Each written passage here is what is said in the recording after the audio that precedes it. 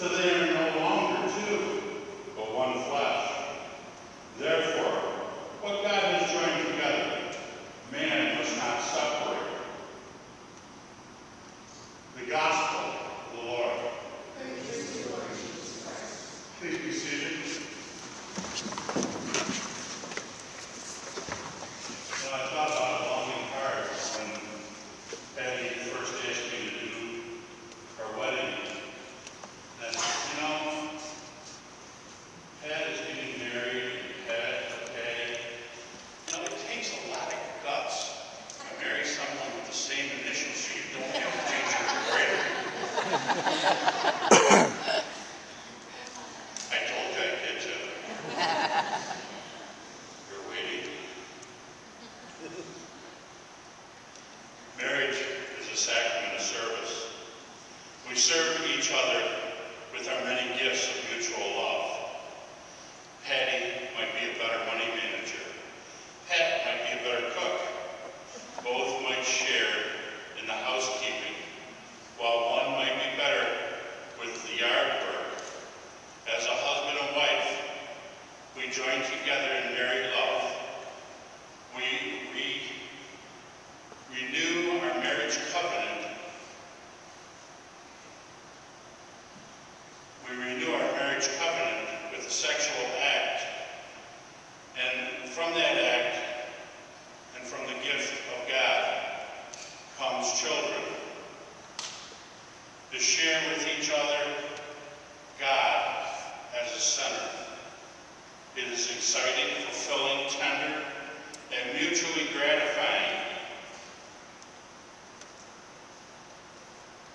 And when children come, we need to know that it is from that love that God has given them to us. We share these gifts with others to make our lives complete. Many young people carve their initials into the bark of a tree, surrounded by a heart. I suggest that you don't put your lover's name into a heart, because a heart can be broken. Instead, put their name into a circle. A circle is a never-ending sign of your love. That is why the wedding ring is used as a symbol for marriage. A constant circle, no beginning, no end. The very same love that God has for us. Even as God has intended for us to become one, woman and man, we form a marvelous blend, like two halves of a whole. We complement one another. We help to fulfill each other's needs, make up mutual differences. In a word, we are equal, but different.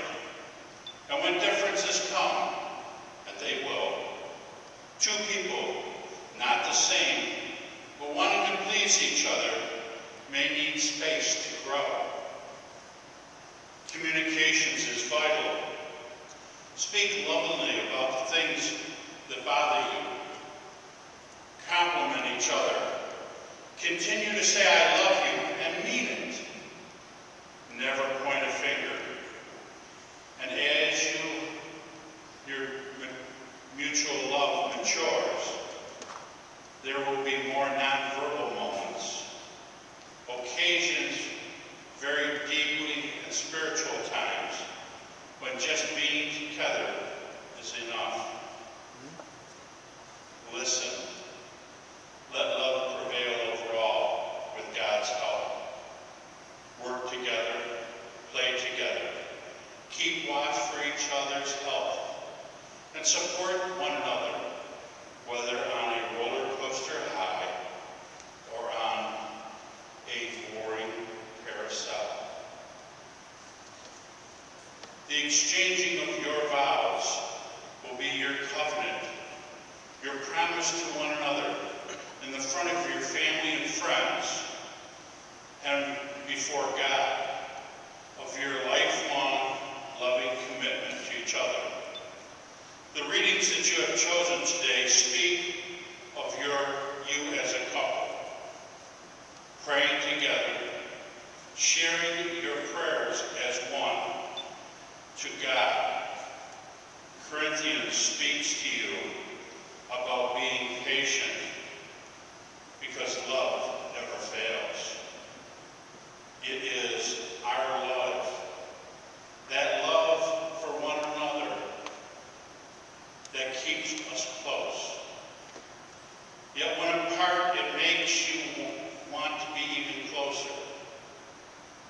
As a man and a woman, we share the ups and the downs, the joys and happinesses of living and loving each other with God as our Son.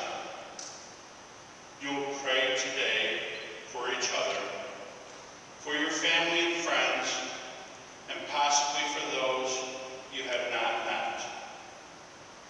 As you were raised from different backgrounds, God understands that you have Him in common, and that will be the blending of binding of your love forever. He will guide you when you are in trouble or in need of comfort. And when you look into each other's eyes, you will see God, and that will allow you to raise each other up and hold fast to the vows that you take today. Marriage, the sacrament of service, a chosen vocation for life, to build up God's